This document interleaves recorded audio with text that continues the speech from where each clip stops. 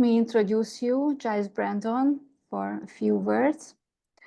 He's from Intelligentsia Consultant Agency. He and his company is one of our partners and also VP, work package leader in the Quest EU funding project, which has started September this year.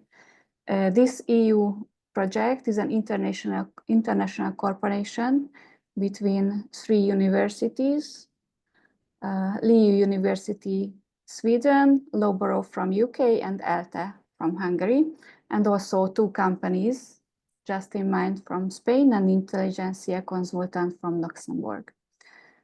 Giles has played a major role that our proposal for this tender was successful. Now he gives us support for making the required reports and documents, and also arranged and started this training that can help us to navigate in EU tenders and requirements in the future. Also, he supports us in research and innovation activities through EU tenders. So this training will be the first one, which is an introduction to the EU founding and the EU project. And now I give the word to Giles. And if you have any questions, you can type it in the chat part, and also you can ask. Thank you. Thank you for joining. Thank you, Dora, for the introduction, and thank you to all of you for coming along this morning to attend this online training session. It's nice to see so many of you. So, as Dora just mentioned, I was very much involved in the preparation of this Quest project, the project proposal. Also, there's another project rather similar, also in this field of quantum reservoir computing, which also involves ELTE. I was very much involved in the writing of that project proposal. And so grant proposal writing is something I've been doing for about the last 15 to 20 years. But not only proposal writing, also doing a lot of management coordination of EU funded projects. So I'm sure you've probably already seen this, but and I'm sure it was in a document that Dora probably circulated some weeks before, but I just wanted to give a little bit of context to this training that I'm doing. So within Quest project, there's not only training for the scientists, but there's also training for the administrations of the coordinating organization, in this case, ELTE. And there's going to be training this sort of next year in project management, and in the year following 2026, 2027, there'll be a lot on proposal writing. For today's session, I'm just going to give an overview about EU project management. So for those of you who are already quite familiar with project management, please bear with me, please be patient, because I'll be probably telling you things that you already know. But somehow I'm doing this way to kind of give a bit of a basis, because in the subsequent trainings that will go on in January and February, which will also be online, there I'll be going much more into specific details about project management activities in the context of Horizon Europe projects. Okay, so the dates for the sessions in January and February are still to be determined, but we'll let you know in the coming weeks. Okay, let me switch now over to my slides, training slides. So, as Dora mentioned, this training is going on within the context of the Quest project. This project just started at the beginning of September this year, and it will run for 3 years. At the top, you see all the partners. ELTE, of course, is the coordinator, but there's also universities from UK, Sweden, Finland, my company in Luxembourg, and SME based in Barcelona, Spain. So, okay, over hopefully about the next hour or so, these are the things I'd like to cover with my slides. So I'm going to give a very, very basic introduction about EU research funding schemes. Then I'm going to talk quite at length about the project life cycle and about the different phases: initiation, planning, execution, control, closing phases of projects. Very tiny little bit about different project management methodologies, and then lastly, somewhat a reminder of the different roles and responsibilities that you need to think about when you're setting up project teams. Okay, so to get started, basics of EU research funding schemes. So I'm sure many of you are already very aware and familiar with Horizon Europe. On this slide, I've got a sort of overview figure. This is the EU's by far largest funding program for research and development and science. It runs for 7 years. It started in 2021.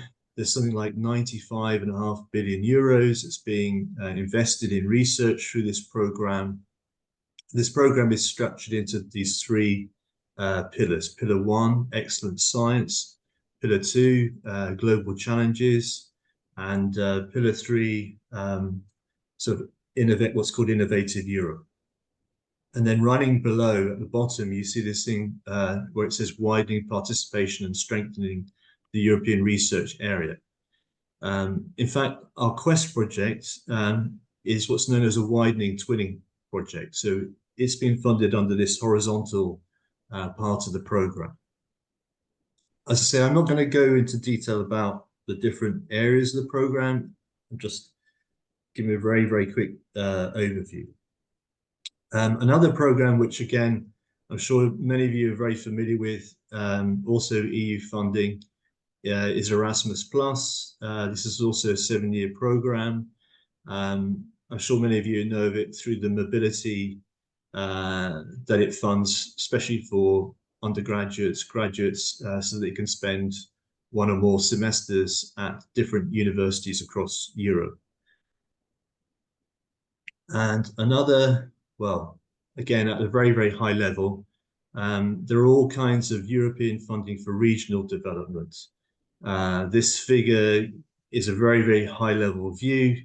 It shows you some of the different programs that exist: Interreg A, Interreg B, Interreg C.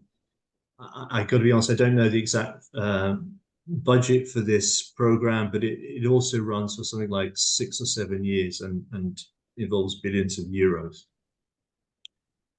I'm just showing these slides to give you an idea that there are, if you didn't already know, there are these very large EU funding programs. If you want to really, if you're sort of really getting started trying to familiarize with the different schemes, this link I've got here, and by the way, all these slides will be distributed by Dora afterwards to all of you. This web link here, this takes to a very, very large online free guide.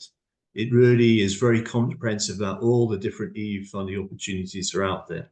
Not only Horizon Europe, Erasmus+, regional funding, but other schemes as well. So if you're interested, I strongly recommend that you download this guide. So look, that's a very, very quick, superficial overlook of 3 different major funding schemes under the EU. Why am I saying this? How does this relate to project management? Well, it's kind of obvious, isn't it, really? If you apply for funding these schemes and you get a project, there's going to be project management to be done. And doing the job of project management well is important for many reasons, not least of which the reasons that are sort of listed on this slide here. So First of all, it's very important from the point of view of making sure that you utilize the funds appropriately that you've won through the scheme. Project management is also really important because you want to make sure that you comply with the rules and regulations set by the EU for that particular funding scheme. Project management is also very important for time management. If you do project management well, then you manage your time better. Research activities and milestones are hopefully completed to the correct timelines and deadlines. Also, project management is important because you need to think about risk management. All projects face challenges, face risks, but if you can do a good job of anticipating them before the project starts and describe mitigation measures, this can help you to sort of navigate around these issues. And then last but certainly not by least, project management is important from the point of view of quality control. In many of your projects, you'll have things like deliverables to produce. There'll be certain research results you're trying to achieve. Managing the project helps you to ensure the quality of the results that are produced. So that's very quick sort of overview about some EU funding programs. Why is project management important? Now what I'm going to talk about at quite some length over the coming slides is what people often refer to as the project life cycle. So as this simple arrow figure that you see at the bottom shows, when we talk about a project, we can think about the different phases, the different stages, if you like, of a project.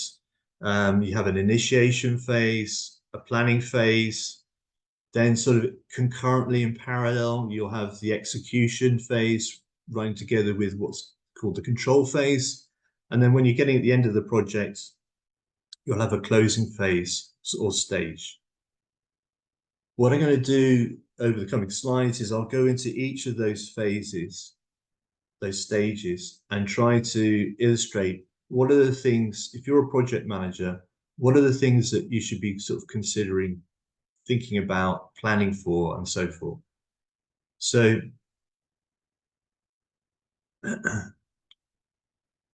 going straight to where the bullet point where it says initiation phase.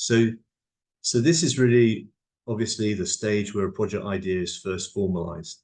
In the context of an EU funding scheme, this often involves identifying a research question that aligns with the priorities of a specific scheme. It involves putting together initially the project team, creating an initial project plan, identifying objectives, impacts, and some sort of initial set of work packages. In the planning phase, this involves detailing these steps in more detail in order to achieve your project goals.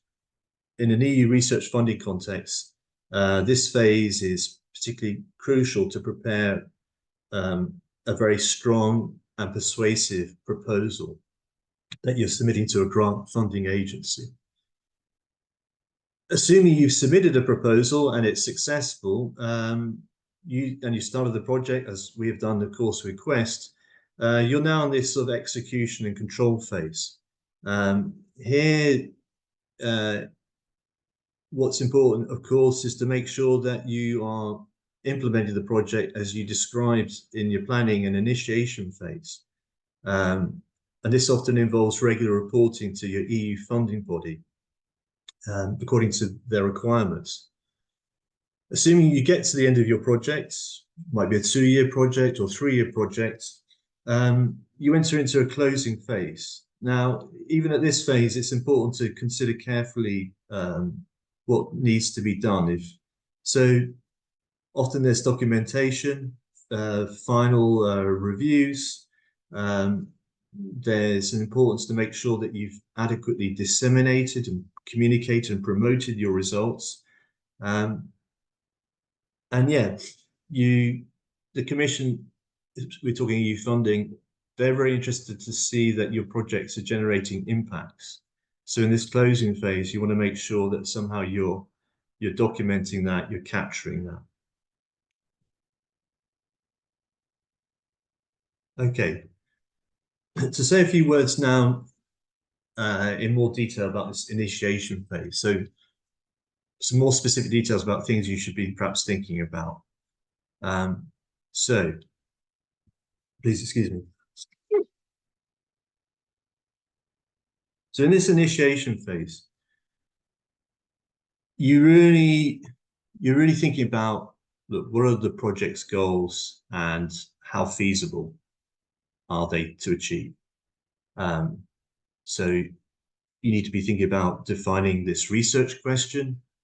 You take the case of Quest, they're trying to develop a specific kind of quantum research, quantum reservoir computer, and they defined specific targets, objectives that they want to achieve. They want to create a sort of demonstrator and demonstrate certain results. Of course, depending on the type of research project you're doing, the research question will differ. I mean, if you had a project which is perhaps about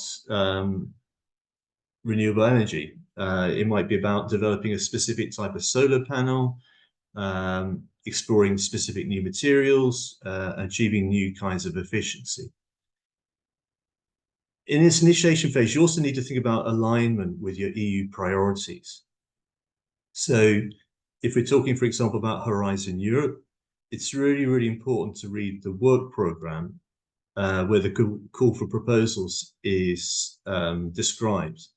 And you need to read very, very carefully what they're asking for, what the expected outcome and impacts of the project is, and whatever project idea you're proposing, that it aligns with that you can demonstrate that. Other things you need to think about are assessing the technical feasibility. For example, if you're applying for a grant that aims to develop a new medical device, such as remote monitoring of patients, in this initiation phase, you want to understand whether current technology could support the intended functionality.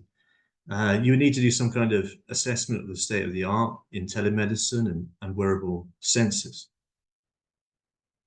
Other feasibilities you need to think about is the economic feasibility. So again, this is just as kind of an example.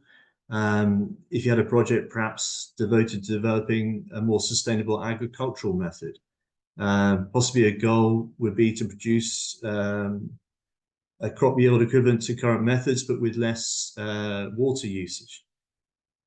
So the feasibility assessment you need to do, it could involve analysis of potential methods, costs, and return on investment. And then the last sort of feasibility that you should obviously consider, excuse me, is about the timing, the duration of your project. So again, depending on the field of research you're working in, if it's information technology or if it's medical, that may have a big influence on the duration of the project that you require. I mean, certainly for medical type of projects, projects of 4 years of duration or more is not untypical. So,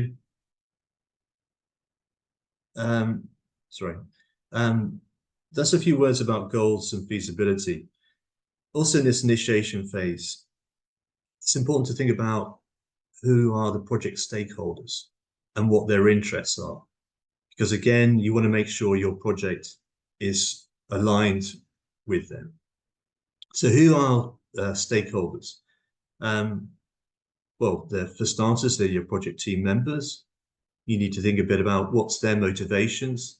For many of them, they'll want to be involved in successfully completing the project. They want to advance their careers and contribute to their field of study.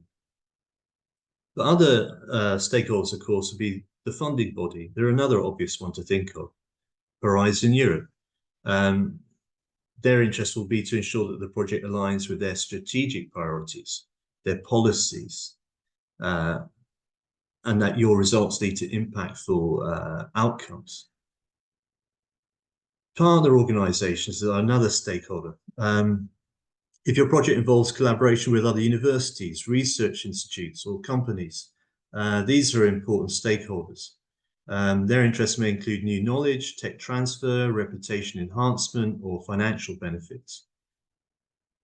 Regulatory bodies, especially in the case of, say, healthcare-related projects, you may require their approval. For example, if you're doing clinical trials or environmental impact assessments. Their obvious interest is to ensure that with your project you're complying with laws and regulations. And then other stakeholders that we can think of are end users or beneficiaries. In the case of a healthcare project, these could be the patients, or if it's some technology-related project, it could be the consumers for that product. Or I don't know if it's agricultural related, it could be farmers. But these are just some possible examples. And then last, but by no means least, especially from the perspective of the European Commission, an important stakeholder is society at large, the general public. So the Commission is really keen to see that with these projects that we're promoting the results and to this wider audience. So you need to think in terms of what they're interested in. They'll want to know about, what are the societal benefits for the project? How could your project perhaps lead to economic growth or environmental sustainability, amongst other potential impacts? So still on this topic of the initiation phase, here we're going to talk a little bit more specific, hopefully a bit more in concrete terms about certain aspects. So right at the start, perhaps if you're the lead proposal writer, or you're in a consortium where certainly one partner is taking the coordination role, the lead role in preparing the proposal, it's quite typical for something like what's called a project charter or a project abstract to be created. And this kind of serves as an informal contract between the project team and the sponsor, if you like, the coordinator. And in a good charter, a good abstract, you're hoping that there'll be an outline of the scope, objectives, stakeholders, and key deliverables of the project. Now, to try to put that in a bit more concrete terms, I've set up this very simple case study. And in fact, on the subsequent slides, you'll see I'll be referring regularly to this simple case study to try and make it a bit less abstract. So with this case study, let's imagine you're involved in a proposal/project, and it's about researching sustainable agricultural methods. In fact, this project proposal even has a title. It's going to be about promoting water efficiency in agriculture through new irrigation methods. So what would be the things that you might want to see in this project abstract, this charter? Well, under project objectives, to make it really crystal clear for the other partners, you might write something like, the aim is to research and develop a novel irrigation method that reduces water usage by 30% without affecting crop yield, and to promote its adoption among European farmers. In terms of the stakeholders for this, of course, there's the project team, there's the European Commission, the funders, but thinking more specifically for this type of project, yes, there'll be partner universities and research centres, but you'll also be thinking about farmer associations, environmental regulatory bodies, and the actual potential end users themselves, the farmers. Now, in terms of expected deliverables for such a project, well, you're going to be developing and testing this new irrigation method. So somehow you want to have a deliverable related to that. Perhaps there'll be research papers documenting the method and its benefits. But don't forget, you're also going to be engaging stakeholders like farmer associations and farmers themselves. So deliverables relating to them could be training materials for those farmers. And of course, for the stakeholder, the funding body, there'll be a final report and quite probably some sort of midterm management report to be issued for them. Then for preliminary timing, of course, it's dependent on the nature of the project, but in this case, it might be of the order of 3 years.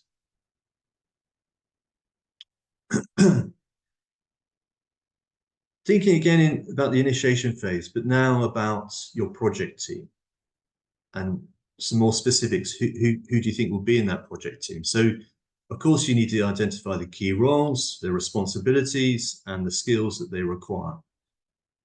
If we think again through the context of this case study about researching sustainable agricultural methods, well, your project team might look something like this.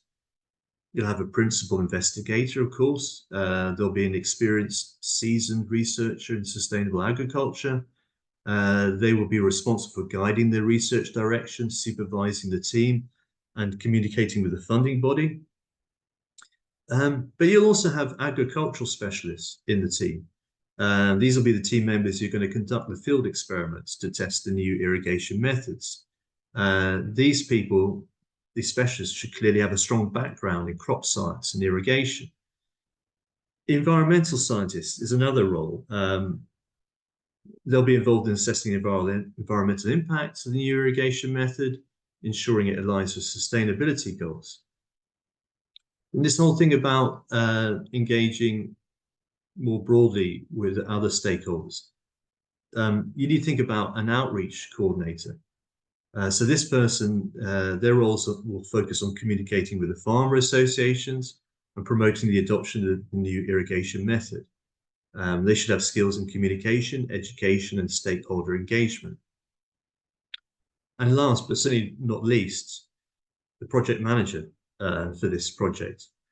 So they will be responsible for the overall management of the project, ensuring it stays on track with its timeline and budget, and facilitating communication within the team and with external stakeholders. Moving on within initiation phase. So you need to think about the securing of the initial resources, including funding. So in the initiation phase, securing funding resources is a critical step, of course. This includes funding from EU schemes, but can also be from other sources like personnel, equipment, or facilities. It's vital to identify what resources are needed for the project, where these can be obtained from, and how they can be secured in a timely and cost-effective manner. So thinking these issues through in the context of this case study on researching sustainable agricultural methods, funding. So the team might apply for funding, of course, from Horizon Europe. Who knows, maybe Erasmus Plus also could be potentially interesting for this, or some sub-program from the regional development funds. Of course, in that grant application, it will need to develop the project's aims, approach, potential impact, and budget. You'll need to think about the personnel. As we already pointed out in the previous slide, the team members that you'll require, all these roles, it could be filled by existing staff, but you may quite possibly have to hire new people or identify new collaborators at the partner institutions. Also, from the point of view of resources for this particular type of project, you're going to be doing some kind of demonstrations in farmers' fields. So you'll need to have field sites for testing the new irrigation method. These might be available through the host institution, partner organizations, or more likely through the farmers that you'll be aiming to target during the course of the project. So you need to think, of course, about all these different factors during your initiation phase. Also in the initiation phase, we mentioned a moment ago that there'll be project deliverables. With all Horizon Europe projects, there's always countless, many deliverables to be provided. So you need to think carefully about what are the deliverables to define, and what results you hope to illustrate and capture in those deliverables. If we think of the case study about researching sustainable agricultural methods, what could be these deliverables? Well, firstly, it could be research publications, peer-reviewed articles detailing the research findings related to the new irrigation method and its benefits, the training materials for training the farmers. These could be manuals, online courses, video tutorials, etc. The field trial reports, the field trials that you'll be conducting. This data, can be collected, obviously analyzed, presented in a nice series of reports. That will be a deliverable. And then last, but certainly by no means least, there'll be some sort of final management reporting to be done to the funding body, and most probably also a midterm management report that will need to be provided. So last sort of point on this sort of initiation phase. It's really, as far as possibly can be done, it's good to try to anticipate the types of challenges and problems that you might face during your project. So identifying these challenges, these risks, early on, it will allow the project team to anticipate them, of course, but also to develop strategies, mitigation measures to address them, and thus help to increase the overall chances of success of your project. Certainly when you are preparing proposals for Horizon Europe, there's a key subsection of the proposal where you have to define all these different risks and also assess the likelihood, the severity of them, and define some very shortly, concisely, mitigation measures for them. If we're thinking again about our case study, the researching sustainable agricultural methods, so what kind of challenges can we perhaps anticipate? Well, if you think of the field trial challenges, field trials could be affected by unpredictable factors like the weather conditions, pests, or crop disease. The team could set up, to try to mitigate that, the team could set up multiple trial sites to offset this risk and plan for longer trial periods to account for variability. Another risk factor is adoption by farmers. New irrigation methods might be resisted by the farmers due to the cost of implementing or lack of awareness. So you need to think very carefully about the outreach activities, the training sessions, and the demonstrations to try to show that this is cost effective and beneficial, and is something that they should adopt. Other risks that can occur might be like delays in funding. If this occurs, certainly if you're anticipating some sort of midterm funding for the project and it gets delayed, that can create problems, can create time delays in some of the activities of the project. So trying to anticipate that, trying to think about that is all really important. So these are some of the issues that are good to think about during the initiation phase. And arguably, you could say the initiation phase is perhaps the most important of all these phases, because it sets so much up for the rest of the project lifecycle. Anyhow, moving on from initiation to, say, planning phase. So what are some of the items you need to think about? Well, as the name suggests, the planning phase, it's about developing a detailed project plan. This is crucial, especially in EU-funded research projects. This plan serves as like a roadmap for the project, outlining the activities to be performed, the resources required, and the timeline for completion.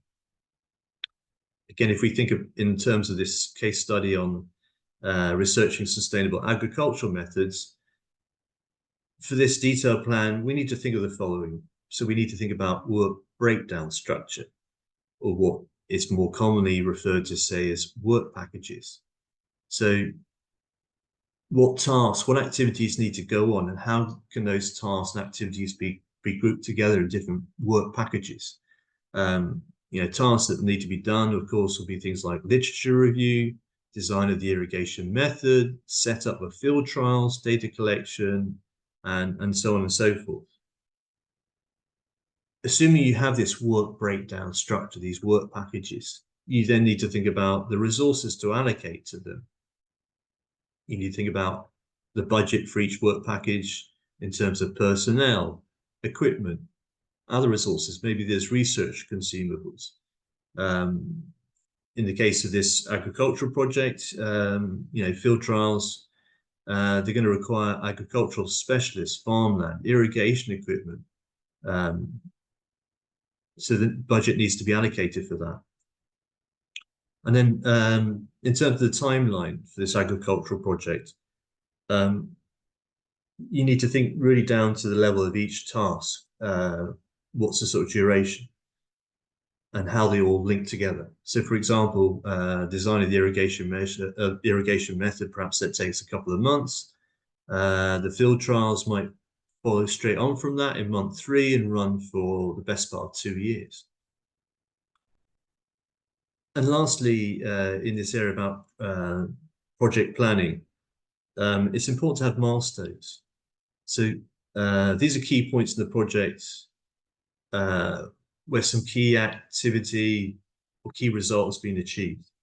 In the case of this agricultural project, it could be, you might say, oh, that a milestone is when we complete the field trials. Another milestone might be, say, when you've completed the data analysis of those, or completed the first or all the training sessions for the farmers.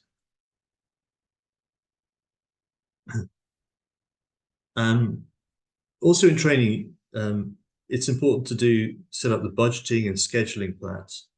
So this ensures that the project has the resources it needs to achieve its objective on time. They also provide a basis for monitoring the project performance and accountability to the funding body and other stakeholders. So to give our little case study on sustainable agricultural methods, the budgeting plan, this would cover costs for the field trials, personnel salaries, overhead costs, outreach activities, publication costs, and so forth. The budget will be distributed across these categories according to their importance and the project's funding constraints. The scheduling plan for this case study. So the schedule would specify the timeline for each task in the project, of course. For example, designing the irrigation method, as mentioned before, that might be just 2 months. Setting up the field trials and running them might be take up to month 24. And then the data analysis and report writing may take a further 6 months. Of course, all these things need to be for your own types of research projects, adapted and to fit the context.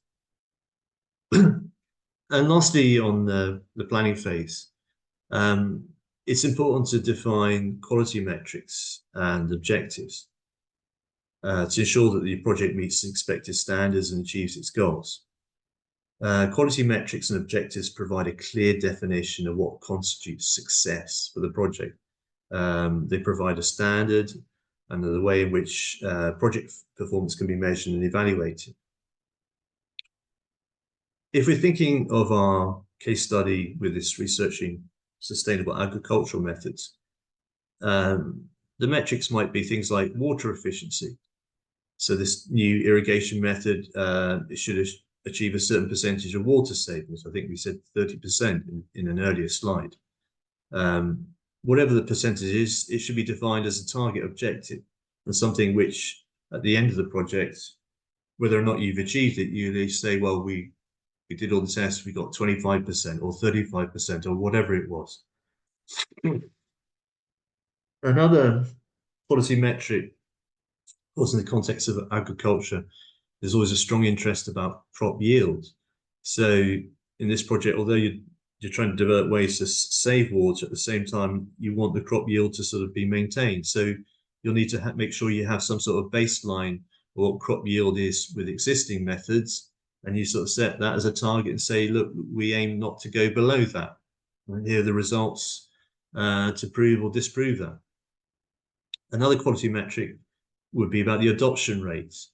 So assuming these methods prove to be more efficient, you want to have evidence that you've managed to persuade farmers to adopt these methods. So maybe there's some sort of figure of the number of farmers who get training, who then subsequently go on to adopt these methods. That might be a target. And then lastly, something which is common to all research projects is invariably always some sort of target about the publication of research papers in high impact peer-reviewed publications. So I think I can't remember the exact figure, but I think in the case of Quest, where they're working on quantum reservoir computing, I think there's a target of something like 9 papers in high impact journals by the end of the 3-year project. So we talked about initiation planning. Let's move on to talk about the execution phase and then the control phase. So execution is about obviously deploying the resources and executing the project plan. This involves coordinating people and materials, conducting project activities, and ensuring tasks completed as planned.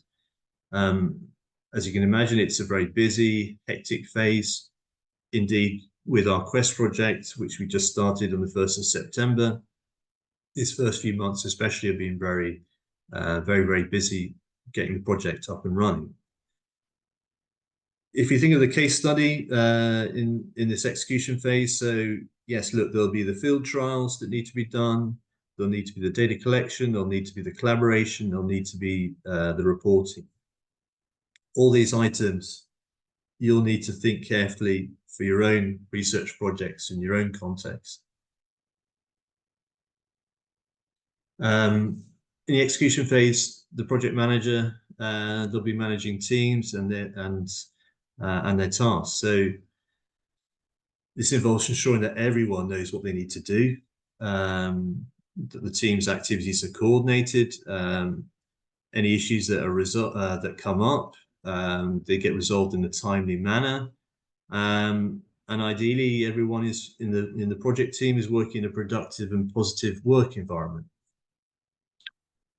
Good team management helps ensure that project activities are carried out effectively, that team members feel valued, motivated, and that any issues are addressed promptly. So again, with this case study on researching sustainable agricultural methods, the things you're going to be thinking about will be about as a project manager. It's about the task allocation, the field coordination, the performance monitoring, conflict resolution, and invariably there is, I'd say, conflict, not necessarily big arguments, but invariably problems, challenges do crop up in projects, and it's good to have good processes, good communication within the team, so that these problems don't lead to too much delays and too much upset. And lastly in this list, it mentions about team building. This is really important. Team building helps to strengthen team relationships and boost morale. So it's not only when you're doing projects in research or product development or whatever it is, it's really nice if the project team, the project manager, they can organize some kind of team building, do some sort of activities together, which is beyond the project. I mean, it might just be going out for lunch together or for dinner, or maybe it's something a bit more adventurous. I don't know, kayaking down some fast-flowing river, or mountaineering, or whatever. But getting a project team somehow together in an activity where they end up fostering closer bonds. This is always good and beneficial for helping to implement successful projects. Execution phase, the last slide on this particular topic. So even with the best initiated and planned projects, often there are changes. There are events, challenges that crop up that require some kind of change to the project. How do you deal with those? Well, if we're thinking of this case study with the researching sustainable agricultural methods, there might be methodology changes. Perhaps the initial field trial suggests that the new irrigation method isn't as effective as expected. It might be necessary to modify the method. This change will need to be documented, approved, and communicated to all stakeholders. Maybe there'll be location changes. If a planned trial site became unavailable or unsuitable, it might be necessary to select a different site. This change would need to be improved and communicated to all stakeholders. Again, if you think back to sort of the initiation stage, we talked about identifying challenges and mitigation measures. This would obviously help with this kind of issue. And then thirdly in this list, and this is often the case, you have staff changes. Key team members might leave the project. New personnel might need to be recruited, which can involve adjustments to roles and responsibilities, timeline and budget. Again, these changes will need to be approved and communicated to all involved parties. So there's some words about the execution. We said in parallel, you also have this sort of control phase for the project. So a few words about that. So control, as you can imagine, is about tracking, reviewing, regulating project progress. It's crucial to do. It's important to detect any issues early and take corrective action if necessary. If we're thinking of our case study, so the things you might have to sort of, if you like, track and help to review with a project, you can have what we call a project dashboard. This is simple. It could be, you know, a printout. It can be something distributed weekly to the partners. This is something where you monitor the key project metrics. In fact, certainly with these twinning project like Quest, what I commonly do is the project often there are regular sort of meetings to go through action item lists. With those action item lists, we go through work package by work package. And in fact, for each work package, there'll be some key performance indicators. And we track where we currently are versus what's the final target. It's another way of doing this kind of tracking and monitoring. But back to this agricultural example, field visits. The project manager or designated team members, they should make regular visits to the field trials to check on progress, resolve any issues, and collect feedback from farmers. Of course, if you think of a scientific project, it's good if the principal investigator makes regular checkups on what's going on in the lab. Are the experiments being conducted as they should be? If not, you know, what advice needs to be given? Status reports. So regular status reports should be prepared for the funding body, farmer associations and other stakeholders, providing updates on the project's progress and any issues or changes.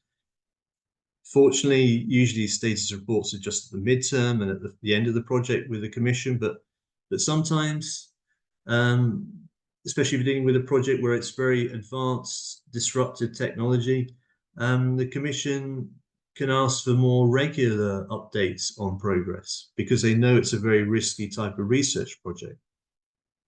And then lastly, data quality checks. So regular checks should be conducted on the collected data to ensure its quality and reliability. Any issues identified should be investigated and addressed. So part of this control phase is about comparing actual performance with planned performance, and identify if there's any deviations. So again, thinking in terms of our case study on sustainable agricultural methods, tracking the timeline. The actual progress should be compared with the planned timeline to check if the project is on schedule. Here, we spoke about earlier on about deliverables. Often deliverables in these projects are reports. If you're the project manager, it's really, really important that you track and anticipate when deliverables are supposed to come. Don't ask just a few days before a deadline for a deliverable if the partner responsible for it is on course to provide it. It's good to sort of already, if you like, give them a nudge 2 or 3 months before the deadline for a deliverable to sort of say, are you thinking about it? Do you have a table of contents for that report? How is it progressing? Yeah. Budget comparison in this list here. So the actual spending should be compared with the budget plan to monitor costs and identify any areas of overspending. So this really gets into projects. We're at an interesting point with Horizon Europe where increasingly projects are moving to what are called lump sum funding. Still, I think the majority, or certainly under Horizon 2020, pretty much all the projects were actual costs.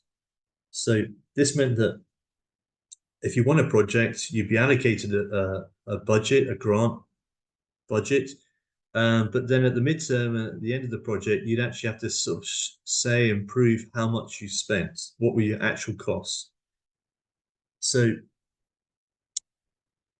from my experience, it's often very, very easy, especially for universities, to sort of not really track probably closely enough the consumption of their budget. So I often see it either at the midterm or the end of the project that a university is either underspent or overspent their budgets because they don't really track this thing effectively. And that can create problems both for the university and for the whole consortium. Data quality measures. So in the context of our agricultural methods, the actual quality and quantity of the collected data should be compared with the defined data quality objectives. Farmer adoption, we already said, yes, this could be a kind of key performance indicator to track. Do they actually decide to adopt these new methods? So lastly, under the control phase, so it's important to identify issues and implement corrective actions. This is kind of what we were talking about when we talked about with regard to challenges. So in the case study on sustainable agricultural methods, you can have field trial problems. As we mentioned, maybe the irrigation method doesn't work. Data quality issues, the collected data might not be reliable, maybe sensors aren't efficient, not working properly. These kinds of problems should be identified early and think of ways to improve the process or the training of data collectors. Budget overruns and delays. As I mentioned earlier on, often with universities, they don't really track. The problem is they often they don't plan for the expenditure of their budget, and that's why they run into problems. But you can also see that with companies, and with this project here on agricultural methods, that could also be the case. So really planning to spend your budget is important. And then this last point here, specific to this case of agriculture methods project, there can be farmer resistance. They're reluctant to adopt the new irrigation methods. Can you think of ways, means, a better, if you like, psychological or engaging means to try to persuade them to adopt the new methods. So on this project lifecycle, we're now into the last phase, the closing phase. What are the key things you need to think about? Well, usually with these projects, research projects, this final product is perhaps too strong a term, but there's usually some kind of final demonstrator or some kind of demonstrator service that you need to have by the end of the project. How do you need to think about that in the case of our case study? So it was all about developing new methods. So these methods clearly need to be documented. And the documentation provided to the farmer associations and agricultural extension services. This, if you like, represents the delivery of the final product in the form of a new farming practice that can be implemented. The training programs, they should be developed and delivered to train farmers and using the new irrigation method. This represents the delivery of the final product in the form of a capacity building service. Publications, we already spoke about that. Usually there's some targets for the number of publications in high impact journals resulting from the research project. And then lastly, for a project like this about agricultural methods, maybe it's interesting for there to be some kind of policy briefs. These are sort of short reports that can be prepared and distributed to government agencies that advocate for the wider adoption of the new irrigation method. So, also in this closing phase, you need to make the sort of final release of project resources. So this involves ensuring that the human, physical, and financial resources that were tied up in the project properly closed off, redirected, or reassigned. So again, with our case study, human resources, the project team members can be reassigned or their contracts terminated. Physical resources, the field trial sites that we use, the equipment and other resources used in the project, they would need to be cleaned up and returned to their original state or reassigned to other projects or purposes. And lastly, but by no means least, the financial resources. Is there any unspent project funds that need to be accounted for and returned or reallocated according to the terms of the funding grant agreement? And then really lastly, in this closing phase, as sort of part of a continuous improvement process, it's really good if the project manager can somehow document the lessons learned. So that means, reflecting on what went well and what could be improved in the future. For our simple case study, the field trials, the project team could document lessons learned from conducting those trials, such as effective ways of what worked, what didn't work in terms of engaging the farmers, or strategies for collecting reliable data. Project management, the project manager could document lessons learned about various aspects of project management. Stakeholder engagement, lessons about engaging with stakeholders, such as strategies for motivating farmers to adopt the new irrigation methods, or effective ways of communicating with government agencies could be documented. And then lastly, use of resources, lessons about the use of resources could also be documented.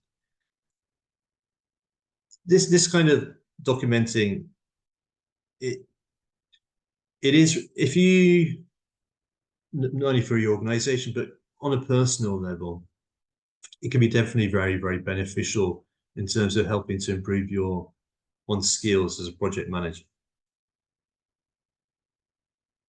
So very, very briefly, not many slides now left. Literally just one slide about project management methodology. So just to say, unsurprisingly, there are different ways of different approaches to managing projects. I've just outlined 3 here. So there's a method called waterfall methodology. This is a very traditional project management methodology. It's linear and sequential.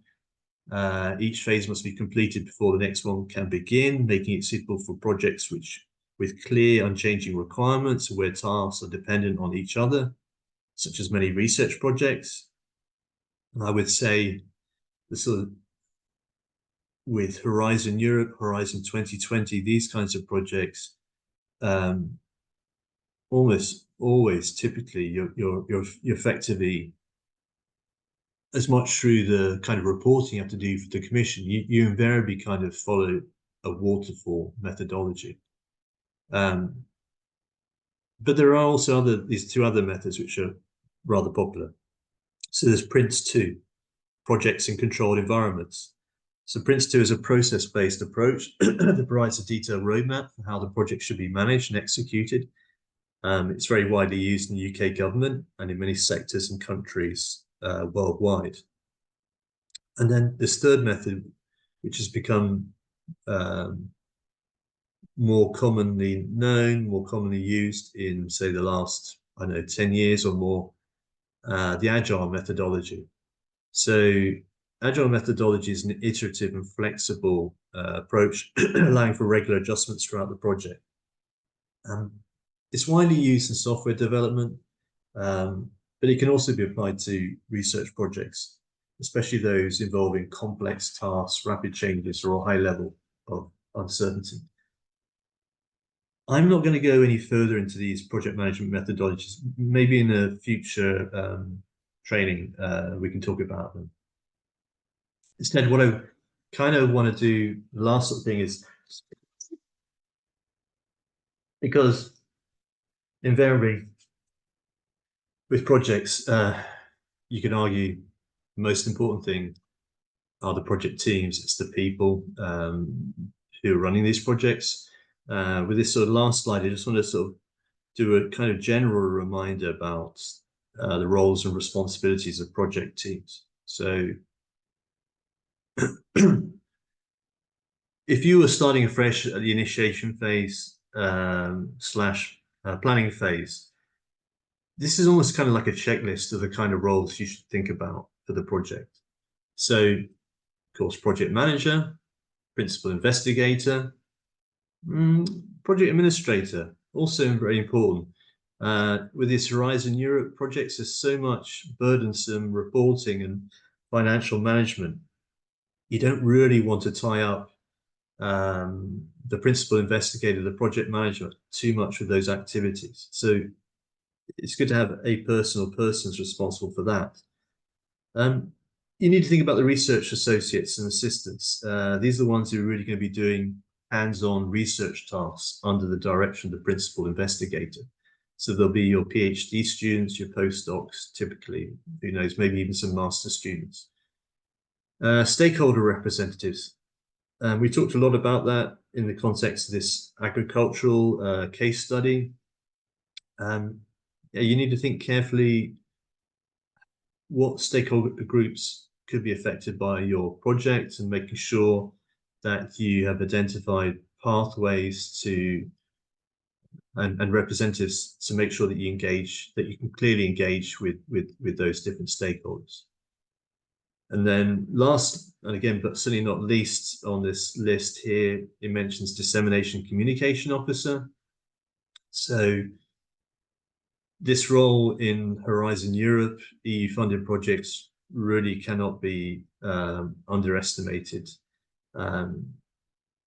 The European Commission places enormous importance on this. So it's important to have a communication strategy, well, what they call communication, dissemination, exploitation, and outreach strategy.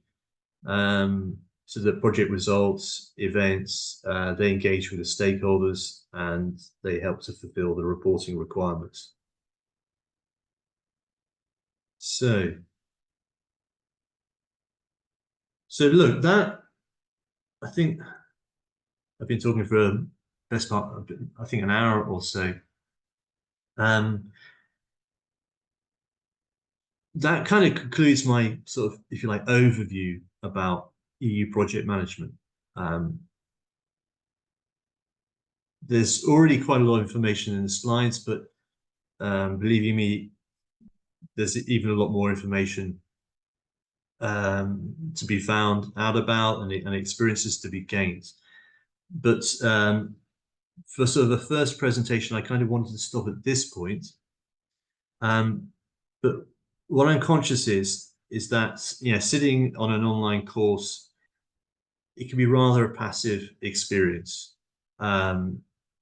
So, for those of you who maybe are already doing project management or hope to do it in the future, what I like to encourage you to do is to do some homework. It's not too challenging. Basically, with each of my presentations, at the end of the module, at the end of the presentation, I'll be setting some kind of homework for people to voluntarily do. If they do all the homeworks, they'll be issued with a certificate of project management. Now, in the case for today's training, I talked quite at length about this sort of initiation phase, and I also use this case study about sustainable agriculture. Now, I realize only too well that sustainable agriculture probably doesn't apply for many of you, but there's obviously only a limit to how many case studies I can present. What I'd like you to do for those who are interested is please come up with your own case study. It can be on any topic of science and technology. Choose a topic that's relevant to you. Maybe it's quantum reservoir computing. Maybe it's solar panels or healthcare or whatever. Choose a case study and start off with the homework by creating a sort of project charter. So if you might recall in the earlier slides, in that project charter, this abstract, it had the title, it had some simple objectives, it identified some key stakeholders, deliverables, and a preliminary timing. Now, I realize what I'm asking you to do is, it's going to require a certain degree of fantasy, imagination, because quite possibly you don't have a project right now that you're planning to apply for. But regardless, imagine a project you would like to do maybe in the next few years and use that as a basis to create this case study, this project charter. After you come up with a charter, what I'd like you then to do is to really think through about the initiation phase, because arguably that's perhaps the most important phase. And in a similar way as I'd done for the case study, researching sustainable agricultural methods, please go through and provide, we mentioned the project charter, but also maybe outline this project team. What are the different roles? What might be their responsibilities? Have a bit of an estimate of what might be initial resources in terms of budget, in terms of equipment, in terms of field trials. Think of some project deliverables and perhaps milestones. And then lastly, maybe identify what could be major challenges for your proposed project, and thinking maybe a bit about some mitigation measures. So I'm saying this homework, it's voluntary, but for those who do it, the idea is to sort of take what is a relatively passive experience of listening to me talking and presenting slides into hopefully a more active engagement. By doing this homework, you'll have to think through a little bit these issues. Now, if you do that, you are very welcome how you prepare this information. You might want to put it in a Word document, or if you prefer to put it in a PowerPoint slide, that's all absolutely fine with me. You can email me your homework. This is my email address. I would be grateful if you could perhaps send it to me no later than, say, the 6th of January. So there's a whole month there. I know we've got Christmas in between, but there's a whole month there in which I'd be more than happy to receive homeworks. And if you send it, I will go through very carefully, and I'll try to give you some sort of critical feedback. I mean, chances are, especially if you write a case study about healthcare, it'll be quite educational for myself. So I would look forward to that. So that, Dora and dear colleagues from ELTA, that concludes my my presentation for today.